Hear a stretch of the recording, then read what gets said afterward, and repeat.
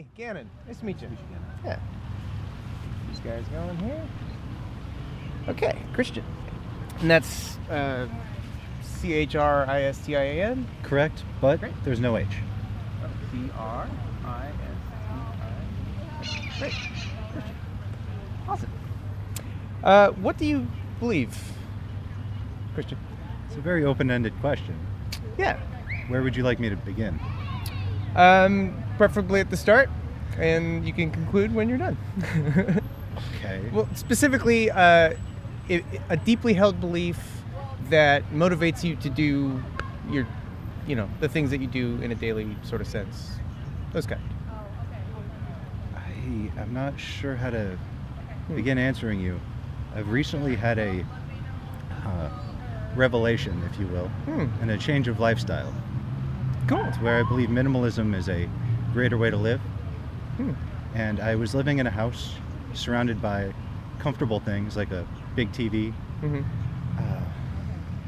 furniture, all that sort of stuff. I wasn't watching the TV. I, again, was living by myself. And it wasn't making me happy.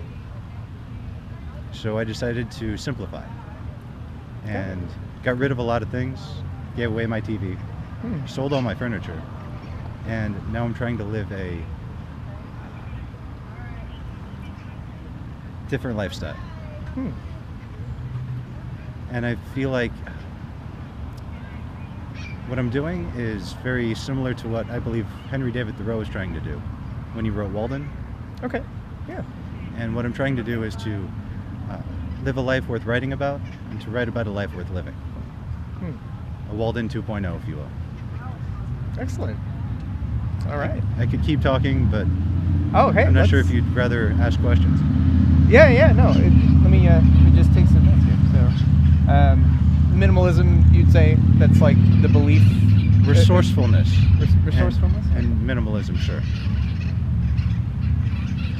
Yeah, I feel like my needs are met already. I don't need my own kitchen. I don't need a house. There are ways to do it that I feel everybody could do that would make life less about consumerism, less about waste. There are ways that we could all be happier, I feel. Yeah. I'm not saying everybody has to do what I'm doing, but I feel like for me, it is making me happier. Excellent. Okay, so what would you say your confidence level in this being true? Wait, do I get to ask you questions too? Or is that not what this is about? I mean, I'd prefer to sort of keep it pure as far as the interview process goes, but hey, I'm up for answering questions, yeah. Okay. I would like to know what you believe too. Okay. But if that's not what this is about, then I'll let you lead the interview. How about right after we're sort of wrapping it up, I'll Sure. give you what I think, yeah. Yeah. Cool. So as far as your confidence in the belief, I guess to say, like, wouldn't call it like a belief in an external thing. It's more of like a lifestyle and the way you choose to live, right? It's Well, I've just started this. It's been about a week. Okay. Yeah. Cool. And every day is a new revelation. Yeah. Kind of like you sort of coming over here Sure. almost randomly, right? Yeah. Like if I hadn't been here, that wouldn't have, if you'd been at home with your big TV turned off, you wouldn't have seen this happen, right? Exactly. It wouldn't have been here. Right. Cool.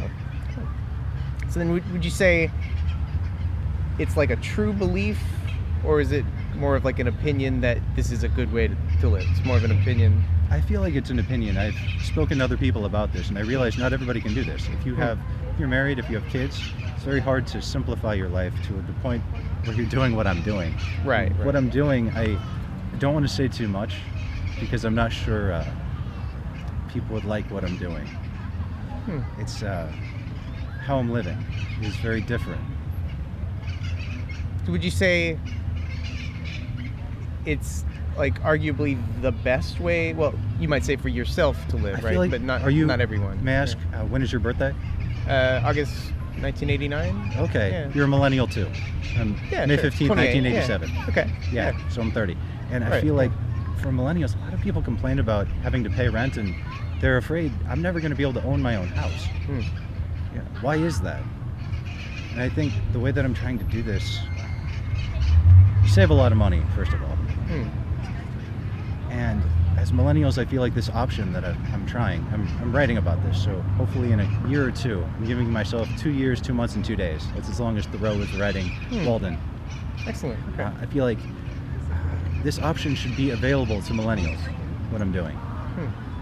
It's a way to get the most out of employment and out of life. Excellent.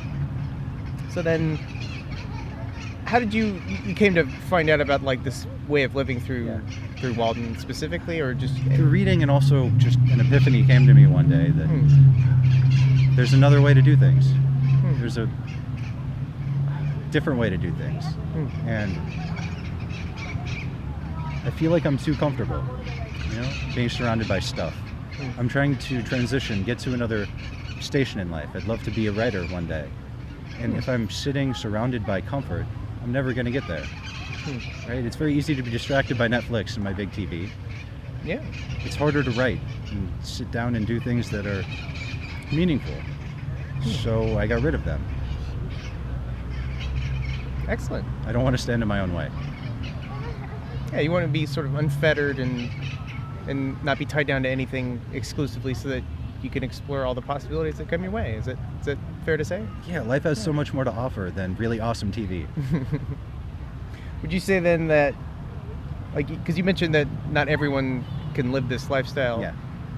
What would you say is the method of investigation that you would use to, say, conclude one person over the other should live this lifestyle? I think that's up to them. It's okay. So it's like a decision that they should come to on their own. Yeah. Is what you're doing on a daily basis making you happy? Is having a lot of stuff making you happy? If not, try something else. See what makes you happy. I don't think there's one answer for everybody. Yeah. Excellent.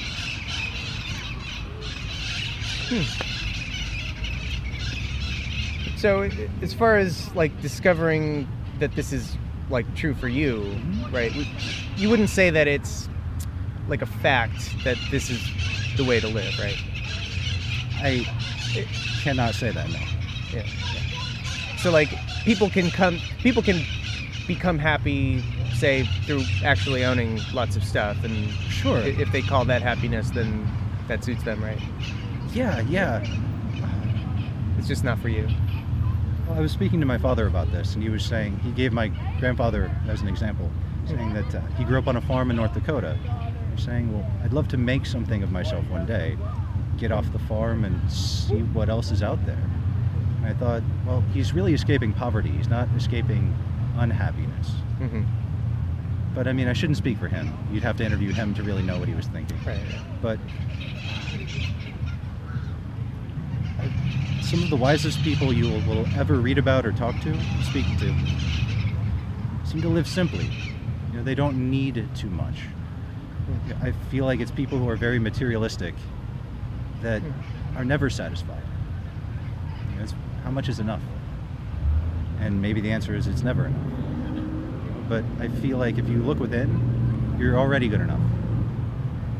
So explore that, is where I'm starting, where I'm going with this. Hey, that's cool. So, is there anything that you would maybe come to learn over the next 2 years, like you mentioned, that you maybe realize, hey, this isn't for me after all? Yes. Maybe that comes when you have to survive, or if you're in the wilderness. I don't know if you're going to be in the wilderness or not, maybe specifically like Henry David Thoreau, but well, he actually lived about a mile, over a mile away from Concord. Civilization. Oh, okay. Well, he was having dinner at his parents' house at least once a week. Oh, okay. Right? His parents would do his laundry for him. Okay, I got it. Yeah, I must not have caught that part. I don't think I fully read Walden, but that's okay. I enjoyed the excerpt that I think I read from it. He's heavily criticized for those facts, but he's still a terrific writer, and yeah. That's what I'm trying to do, is emulate him and become a writer. It's not so much about, is this a better way of living for me, or am I going to shove it in somebody's face later on? It's not what I'm trying to get out of it. This is giving me something to write about. It's helping me become who I feel like I want to be. So would you say the writing is the end goal of would you maybe call it an experiment, like a life experiment kind of thing? Yeah. And you asked, do I feel like 2 years from now I may feel like I need to be in a different place? Is that sort of your question before? Or like you might want to come back to, say, materialism or something along those lines. Like, you maybe think like that would be you're open to that possibility of maybe not enjoying this life after all, or the way that you chose to live? Or Sure. Yeah. I don't want to have expectations. Mm-hmm. But I realize, like I said, I don't want to be comfortable. So desiring comfort is definitely part of the process. So I'll just let those thoughts be, but it's not like I have to keep seeking it 2 years. You know, I'll just write it out, let it be what it is. And I do realize that I've been at Chapman for a long time. My parents work there. Okay. And I've been coming to Chapman for 20 years. It's like a second home. So I realize that as long as I'm there, there's a separation. And I'm going to have to leave eventually to do what I want to do. I'm just grateful for the opportunity the university has given me to be able to get to where I want to go. Okay. It's bittersweet. So they gave you like maybe the resources and the education, and now that's sort of run its course, and you're ready to sort of like leave the nest, maybe that kind of thing. Sounds about right. Yeah. I mean, I've got a couple years, but I do see where this is going to take me already. Yeah. Okay. Cool. You mentioned comfort, like you don't want to be comfortable. Maybe, like, would you say like the majority of the time, or maybe never? Like you never want to be comfortable. Like you always sort of want to be on edge, or like ready for the next thing. If it's like gonna spring it right at you or something like that. I've been comfortable for too long, you know, and it's not making me happy. I feel like struggle is an important part of life. Struggle helps you grow. If you do what's easy all the time, what's the point? What's the point of doing things that are easy? Yeah. Okay. I don't know. Does that answer your question? Yeah, I think so. I like to be on my toes. Yeah. I feel like it gives me something to write about. Okay. So then, say you're like not to get like into like the personal details here, but like Sure, if we want to. when you go to sleep at night, Yeah. you would prefer to be generally comfortable, right? So that you can have like I'm relearning how to do night's- that. I'm decent relearning night's how to rest. do that. Okay. Yeah. Night is much easier than the morning. Morning is Oh, okay. more capricious, unexpected. It's different every day Oh, okay. because I feel like I'm beholden to the schedules of other people. Yeah, the nighttime is usually routine. I see. Do you live around this Yes, area? yes. Oh, okay. Yeah. So then, do you have like an apartment or something like that you go home to every night, or? Not to completely sidestep your question, but I feel like I have to. I had a house half a mile away. Okay. Yeah, which I don't live in anymore. Okay. So then, you don't like have like a place of residence like established officially, then, that kind of thing. Not that I would want on the record. Okay. Yeah, fair enough. So then, like, it's not. Is it outdoors then that you No. would say? Okay, so it's like someone's house. I'm not or living in a someone's tent. I'm not living in a place. car. Okay. Yeah. Okay. But I hope what I'm doing is unique. Okay. Would you say that that person that like owns the apartment or house or whatever that you stay at, is it important for them to value materialism insofar as it benefits you directly, or does that part not matter as much? I'm not sure I understand your question. So if you, say, didn't have the option of having someone nearby to stay at their house, would you maybe just find someone else's house then? Oh. or like somewhere else to be at night when you have to sleep? I know there are options available to me, so I'm not too worried about where I will sleep. Okay. So, assuming that maybe it's like in a building or owned by somebody, then would it be important for that person to, say, maintain that materialist outlook in order to keep on paying the rent and that kind of thing, or is that? I don't know. Because what I mean is the tenability. Because you mentioned like not everyone can do this, so Yeah. and it's for everyone to decide on their own. So if we all decided all at once, then that would be an untenable situation, right? Perhaps. So is it incumbent on some people to maintain a materialist lifestyle to, say, give the option to others then? Oh, well. Reaching out more to we're a like capitalist society, societally, right? So if people were to abandon consumerism, life as we know it would change overnight. So yeah, absolutely. Would you say that's an important part of like your lifestyle, or are you in favor of everybody abandoning capitalist free market society? If it makes them happy, right? This is what I'm doing for myself. Okay. I think you should do what makes you happy, as long as it doesn't hurt other people, right? Cool. Yeah. Cool. Is there anything else that you wanted to broach on, or? I don't know. Is that a belief? Was any of that a belief? I think it's a lifestyle choice that motivates you to live the way that you're living. So it's kind of a belief, yeah. Okay. Maybe not like the higher power kind, but Yeah. it's something like a belief, yeah. Okay.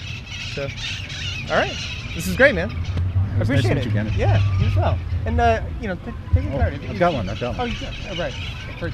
Very first moment. That's right. Yeah. So yeah, it's like it's what I do here is I do like YouTube interviews. This is actually my first day, like cool. first time doing it. So it's so far really interesting. I have gotten to talk to a few people, but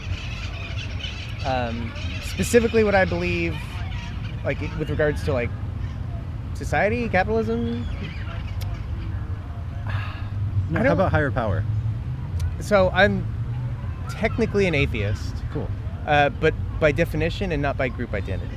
Okay. And what I mean by that is I lack belief in a God, so by definition I'm an atheist. So Okay. yeah. Do you believe in any higher powers or anything like that, or? I reserve the right to not know. Absolutely. And that's actually the same right that I reserve. So Nobody knows for sure, right? Einstein believed in God in one form or another. yeah. Right? And Yeah. I don't pretend to know more than he does. Yeah. So I'm open. Yeah. And the evidence going one way or the other, that'll change my confidence in that belief. Well, So do you like transcendentalism? Or irrationality? irrationality? Yeah. How do you mean? Are you familiar with Kierkegaard? I've heard it brought up, and I've like delved very, very surface level into Kierkegaard. But Okay. like what specifically though? It's this idea that reason cannot know reality. So this is sort of Kant, and it develops later into irrationality. And reason can't know reality, right? No matter how hard we think about the world around us, we still filter through our sense perception. So all we can know is what our senses perceive. We can't know reality itself. It lies outside of perception. It lies outside of time, any of that stuff. So there are moments. I'm sorry. Go ahead. Go ahead. There are moments in life where you have revelations. You could connect with something in the moment, where you're inspired. You feel something within you that you can't explain. It doesn't have to be God talking to you. It can just be, I should go out somewhere tonight, and you feel like you're in flow. So it's more of like a psychological state rather than maybe an external thing influencing your behavior. Absolutely. Yeah. So Those are what is real. Those are what you should connect with in life. and that's all that's real. Everything else is something you create in your head. But these moments where it's just you living life in the moment, and it's not thinking about things too hard. It's just inspiration in some way. That's what life is really about. Is those moments that are outside of understanding. Because you can never understand reality. It's unknowable. We can go into quantum physics, but even then, nobody knows what that means, right? And if they tell you what quantum mechanics means, don't believe them, right? Because nobody knows what it means. So we can't peer beyond the boundary of reality. There's just some things that are unknowable, and I'm totally comfortable with that fact. I like that you can't know everything. But there are moments when you connect with something, and call it life. You connect with life in a very profound way that leads you to experiences that are just meaningful. And I like that. That makes life worth living. And I feel like that's what I'm trying to do by living this way, is to live a more authentic life. A life not surrounded by creature comfort, but like the human experience, maybe going back to our ancestry as animals, mammals. yeah. You mentioned that there's no way to know reality. Is that there's no methodology that we can apply to, say, examining our observations, and, like, for instance, the scientific method? Would you say that's not a valid way to come to know the truth about reality? I think it only takes you so far. So then the extra step then, so if the scientific method only takes you so far, well, how do you mean so far? Like, specifically with any given claim of reality, of what the truth is, it can only be a tentative belief that you hold with the evidence? Is that accurate? Would you ask that again, please? So let's say we have what we would say a claim to reality, right? Like this is the case. This is X is true, and here's the evidence for X. Yeah. That gets us to a specific confidence value that is more or less than other things that we don't know. So one specific example would be like the law of gravity, right? Sure. Gravity is an observable phenomena that the explanation for gravity is that the mass of something, that's how much gravitational force it has, is in proportion to its mass. Would you say that that's a true thing? Like, specifically the gravity observation part, is it true that gravity exists? According to LIGO, right, you can detect gravitational waves. Sure, yeah, I mean, I'll go with that. I'm totally comfortable with that.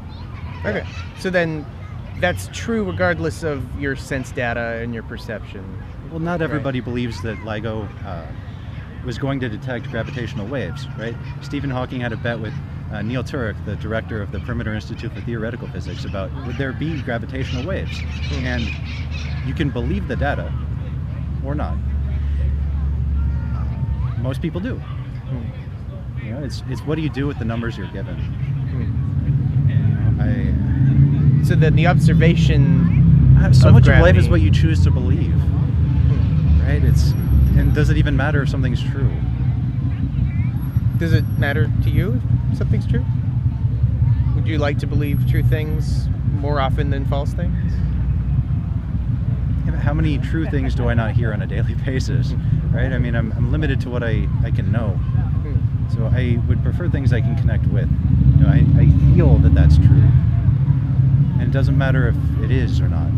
It's more about, I feel like life is a spiritual journey. You know, and science is definitely part of that. I believe that science swims in the slipstream of religious questions. Right? We have to know why we're here, what we're doing here, to investigate it in a scientific way.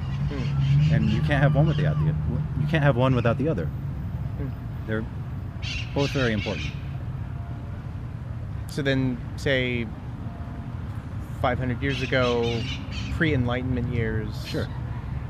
Would you say that it was less important, the scientific method, say because it didn't exist yet? Like science wasn't, say, required for happiness and life's purpose and things because it was maybe prescribed to people at that point? Well, who thinks it's important and who doesn't, right? I feel like a lot of religion, or at least the church, is about power, right? So you have people suppressing things or whatever. But I think the questions have always been important. You know, we wouldn't have what we have today if they weren't. So then, would you say that it's true as far as, let me rephrase that.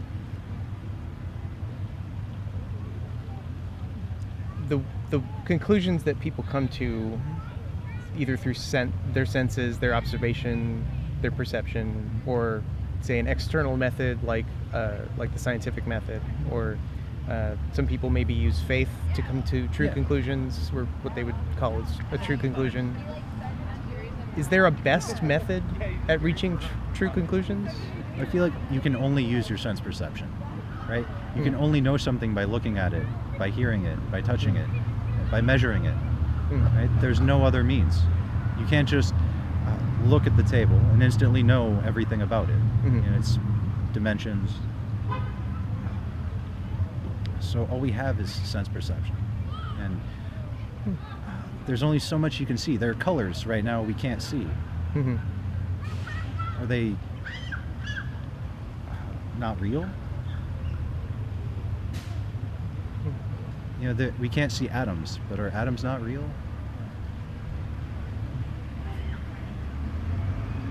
Are they real? There's sounds we can't hear. I mean, does that mean they don't exist? Right? So I think we're limited by our sense perceptions.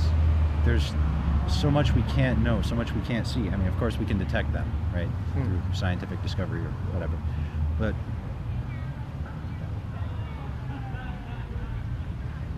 so like if you had to say pie chart it out in terms of methods we can use to come to true conclusions, what's like the majority of the pie? Okay, peer review, right? It helps if you can see it and you can talk to other people about seeing it. So third-party confirmation would be the best method. Yeah. As long as other people can get the same results for your observations, I think that's a great way to build consensus and not have hegemony, right? Or somebody controlling what everybody else believes. And so specifically the process of peer review in relation to like the scientific method, is that where you're getting at? Yeah. Okay. Because, well, what I might ask is, would it be scientific method, or like, is there a third-party confirmation for, say, personal experience? Oh, no. So it wouldn't be the type of thing that you can rely heavily on to give you like true conclusions. I don't think so. But is that the extra step for meaning? So when you say like the scientific method gets us only so far, is the rest of it personal experience and the meaning we attribute to things? Does that sort of add to the completeness of life? Is that? Yeah. There's I believe it's by Kierkegaard, called Fear and Trembling, where he talks about are you familiar with the Old Testament? Insofar as I know some of the stories. Okay, you know the story of Abraham and Isaac? Yeah. Where Abraham hears from God, kill your son Isaac, right? And then at the last minute, his hand is stayed by an angel, right? Or God says, don't kill your son Isaac, right? And so many people hear this story and think, oh my God, how could you do that to your son? He's an innocent person, and that's a terrible thing to do. You're a bad person for even agreeing to want to do something like this. But I believe what Kierkegaard argues is that what Abraham is doing is not listening to what other people have to say. He's embracing the absolute. He's listening to an order from on high, right? God is the most supreme authority, just for argument's sake. He's the most supreme authority, and to not listen to it is just, first of all, a sin, I guess, and also not while you're on this earth. Like if there was evidence of a God and he spoke to you and said, hey, do this thing, why wouldn't you listen? I think most people would. It's embracing this idea of an absolute.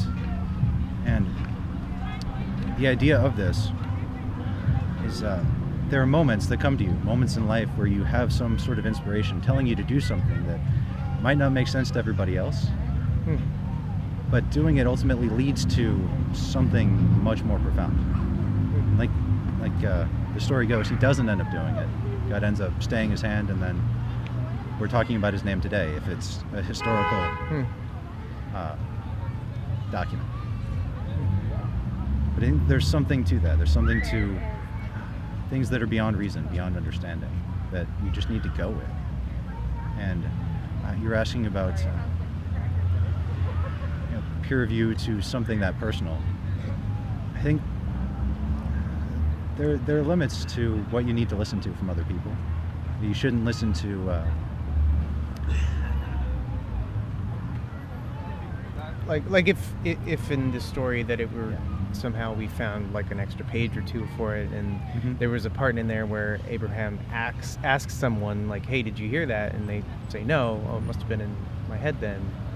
Something along those lines. Would that be the kind of thing where that would be personal experience that's not able to be confirmed by third parties? It's such an interesting question.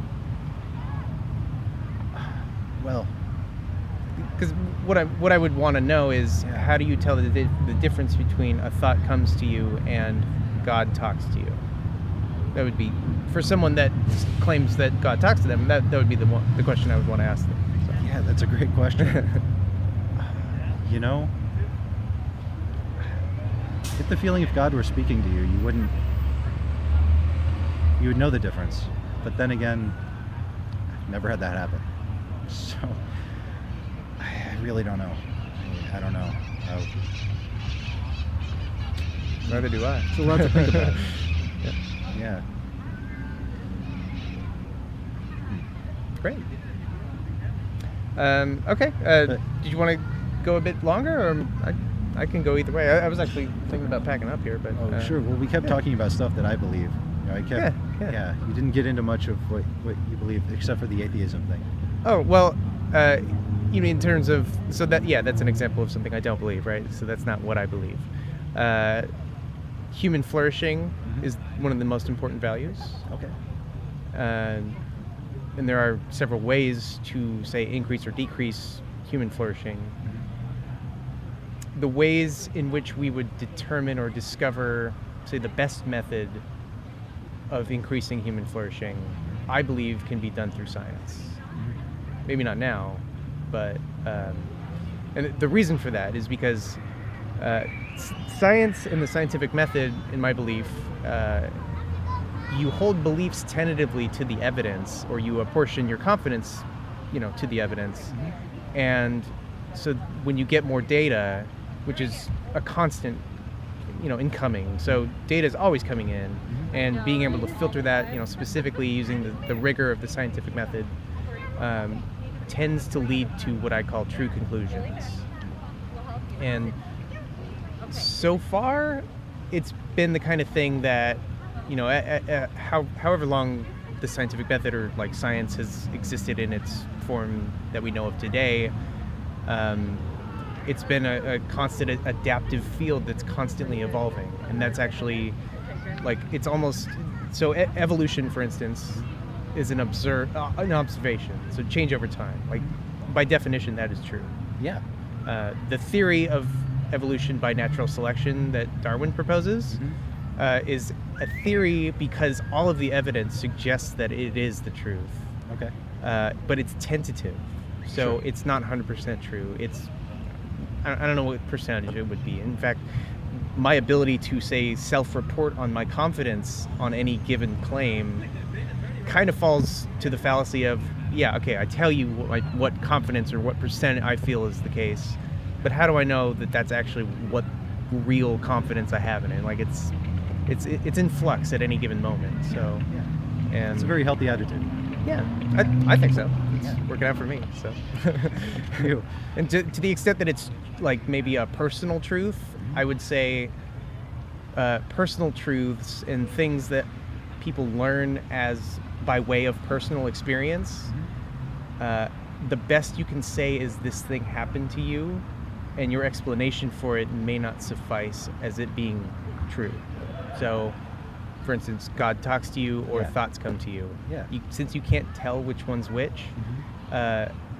I don't know what the default assumption should be in that case, but one thing's for certain: you heard something in your head. So,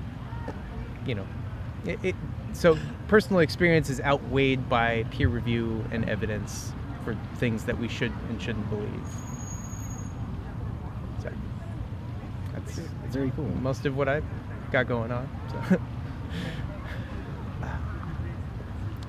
So, you're on YouTube?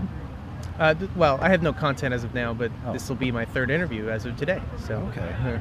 So I can't look you up then? Well, so the website streetsocratics.com that There it links to my YouTube channel. So Got it. that'll be where this interview ends up. So Cool. hope you enjoy it when it comes out. Yeah, it was nice to meet you. Yeah, you too, man. Appreciate it. Appreciate the time. Sure.